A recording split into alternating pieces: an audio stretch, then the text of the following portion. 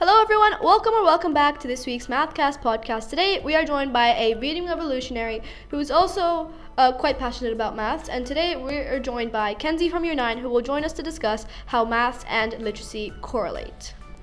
So we'll start by a pretty obvious example, which is word problems. So obviously in maths we have a bunch of word problems, which are the more advanced objective 2 problems. And you will definitely need to have the ability to write things in a precise and effective way in order for the person who is solving the problem to understand it in the best way possible. Another way is creativity. Obviously, both maths and English require creativity. For maths, it's being able to find new ways to solve problems, and in English, it will be the creative writing and being able to find that kind of passion for it. Yeah, I completely agree. And I feel like a story which I quite like is a story of Ramanujan. And he was the best Indian mathematician, arguably, and one of the greatest mathematicians of all time. But unfortunately, he died at a very young age, but he was still able to accomplish many things in maths. And I find that the more you read about his work before he had contact with top mathematicians, so his work while he was in India, the more you start to admire and appreciate his passion and his real talent for his subject, since he didn't actually have any formal education in pure maths. And pure math doesn't immediately have any applications, which is why it's pure, which shows his true love for maths. But he had a very simple education, but he was still able to courageously approach and prove these concepts and problems. So G.H. Hardy, a Cambridge mathematician, he worked repeatedly with him to perfect and teach him the ways in which to prove his ideas.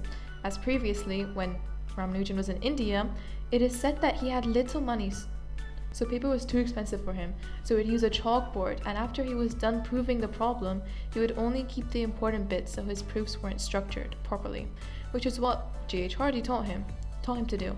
And without Hardy's mentoring, I doubt that he would be able to be the mathematician that we know him today. And something that Hardy had said after he tutored Ramanujan is that he said that even though he taught him so much, Ramanujan, for Hardy, he taught him more about maths than Hardy taught him about structuring and writing the proofs, even though structuring his proofs and teaching him the way that you should be able to write these ideas. So for example, Ramanujan would come up with a proof and he would tell him, I have a proof, I have the maths, but you don't just need the maths, but you also need the literature and the way to write this proof and convey it in such a nice way so that you can become a top mathematician, which Ramanujan ended up becoming after G.H. Hardy taught him. In 1913, when Ramanujan was about 26, he was desperate to gain attention from any British mathematicians. And G.H. Hardy, he was and still is a brilliant mathematician. So Ramanujan reached out to him and sent him a list of his discoveries and proofs, which was the one thing that made the rest of their story so intertwined.